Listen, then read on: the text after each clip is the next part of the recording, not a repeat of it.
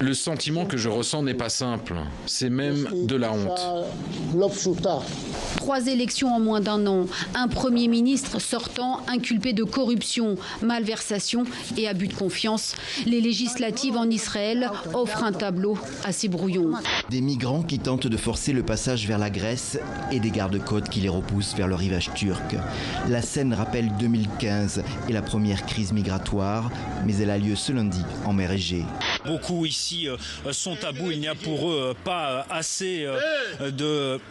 Pardon monsieur, voilà, nous sommes en direct, c'est pour vous montrer la tension qu'il y a ici sur l'île. Beaucoup sont tabous. Il est surnommé le pape d'Hitler. Mais qui était vraiment Pie XII ? Un dirigeant complaisant avec les régimes nazis et fascistes ou au contraire un stratège discret qui a sauvé des milliers de juifs et de catholiques ? Le Vatican ouvre enfin ses archives sur l'action du pape Eugenio Pacelli.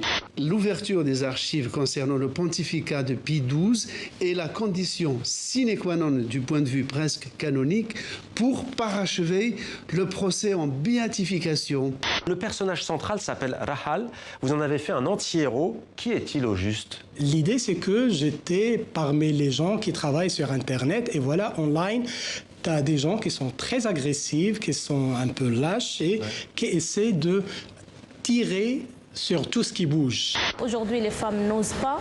Un secteur d'activité, je ne vais pas dire masculin, mais c'est un secteur qui a été monopolisé par les hommes. C'est quoi au juste cette application ? Alors c'est une application pour améliorer sa compréhension orale du français à partir de vidéos diffusées sur TV5 Monde. Ce qui est intéressant sur la dynamique de cette campagne, c'est que c'est une campagne d'idées et qu'on voit les idées de Bernie Sanders progresser. J'ai un peu un obsédé de la lumière, un obsédé de la beauté, et toutes ces femmes sont belles. To be a woman.